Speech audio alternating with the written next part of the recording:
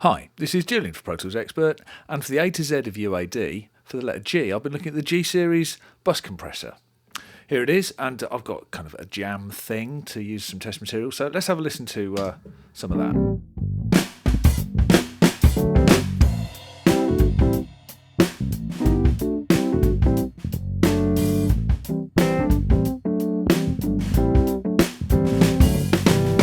So what I've got is some drums, a bass and an electric piano, and if I knock this in and out, hopefully you'll hear what typical settings on a bus compressor achieves.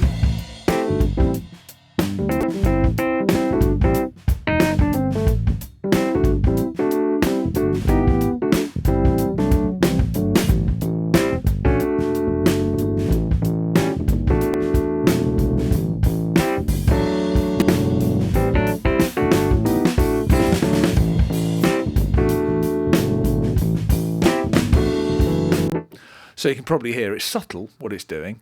This is kind of pretty typical. One of the main things with a bus compressor is you're looking at, but that's actually quite a lot of compression for a bus, between 1 and maybe 4 at the very most dB of compression on the very loudest peaks, but typically less than that. It's important to understand the difference between compressing a bus and compressing individual channels, and I've got a little demonstration here, so if you're familiar with this, then bear with me or fast forward. So something that's worth saying about bus compression is the way a bus compressor affects groups of instruments, usually the whole mix. And if you've got a strong transient or bass heavy element, that's going to trigger the detector strongly, but it's going to affect everything else. And it's listening in the gaps is probably one of the most important areas to listen when you're compressing a bus. So if you listen to this, I've got a tone and a kick drum, and listen to what happens to the tone in between the kick drum hits. I'll start with nothing so you can hear what it sounds like.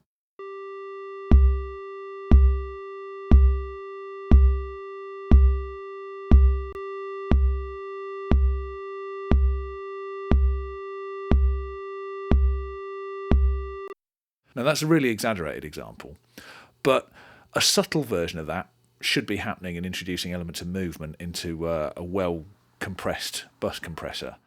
Places I typically listen for things like that is in things like the cymbals. So back in the track, this is pretty typical of what I tend to do when I use the bus compressor. I tend to stay with auto for bus duties. I think it works very well. Lowest ratio available. The more modern ones have lower thresholds than 2:1 available. And attack typically kind of either there or there, to be honest, but typically sort of somewhere like that.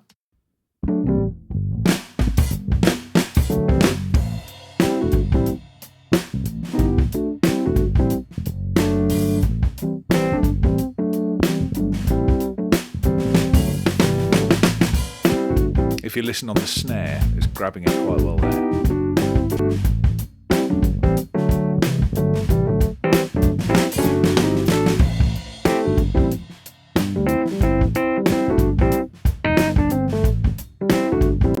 However, it doesn't all have to be subtle, so you can also use this very successfully on a bus. Here it is on the drum bus, and I've kind of wound it up a little more. You'll see here longer attack times, very short release times. I've abandoned auto altogether because I want to be able to hear it, and 10:1 compression ratio, and this is what this sounds like.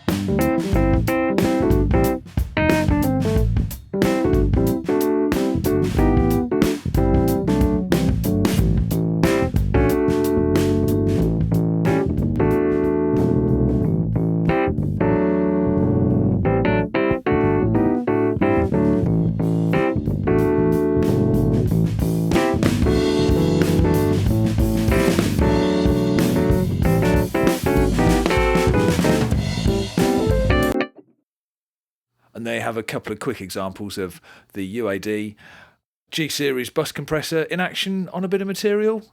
I'll see you next time.